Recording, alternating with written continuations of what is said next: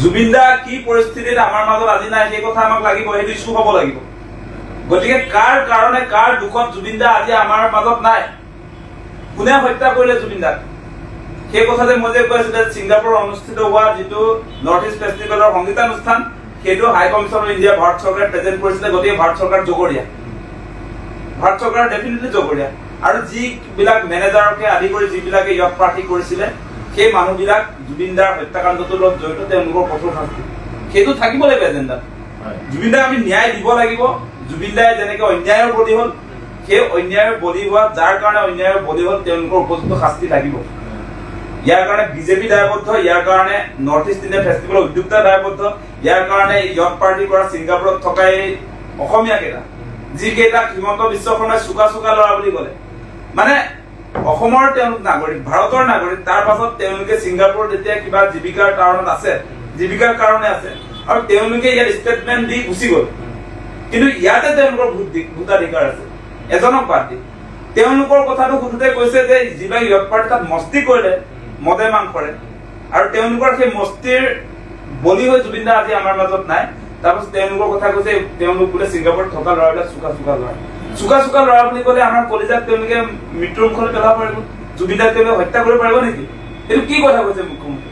চোকা ল'ৰাৰ কাৰণে বেলেগ আইন আছে নেকি?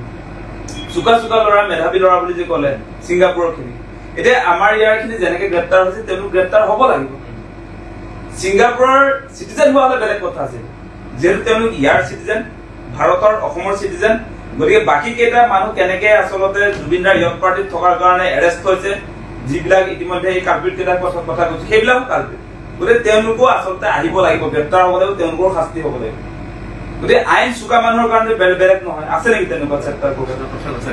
গতিকে কেনেকে এইটো হৈছে আচলতে? গতিকে সেইকাৰণে কৈছো এই তদন্ত প্ৰক্ৰিয়া যিটো চলিছে হিমন্ত বিশ্ব শৰ্মাৰ নেতৃত্বত SITৰ ফালৰ পৰা যিটো তদন্ত প্ৰক্ৰিয়া, এইটোৰ জৰিয়তে জুবিন দাই ন্যায় নাপায়। জুবিন দাক আমি ন্যায় দিব নোৱাৰো এনেকে। গতিকে সেইকাৰণে কৈছো এই বিজেপি চৰকাৰে জুবিন দাক ন্যায় দিয়াৰ পক্ষত নাই।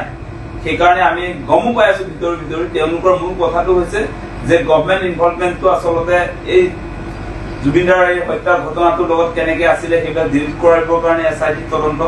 তাৰ পাছত এতিয়া ED যে লগাই আছিলে, ED বিলাক লগাই টকা পইচাৰ এটা তেওঁলোকক কিছুদিন ৰাখিব পাৰিব, কিন্তু জুবিনৰ হত্যাকাণ্ডটো আচলতে এই মানুহবিলাকৰ ভুলৰ কাৰণে যে হ'ল, এইবিলাকে যে হত্যা কৰিলে সেইটো প্ৰমাণ কৰিবৰ কাৰণে তেওঁলোকে প্লেচ অফ অকাৰেঞ্চলৈ আপোনাৰ এমাহৰ পাছত গৈছে। এমাহলৈকে তথ্য প্ৰমাণ থাকে নেকি? গতিকে বহুত কাহিনী আছে দেই, আৰু বহুত দীঘলীয়াকৈ কথাবিলাক কৈ থাকিলে শেষ নহয়। ছিংগাপুৰ আৰক্ষীয়ে যিটো কথা ক'লে, ছিংগাপুৰ আৰক্ষীয়ে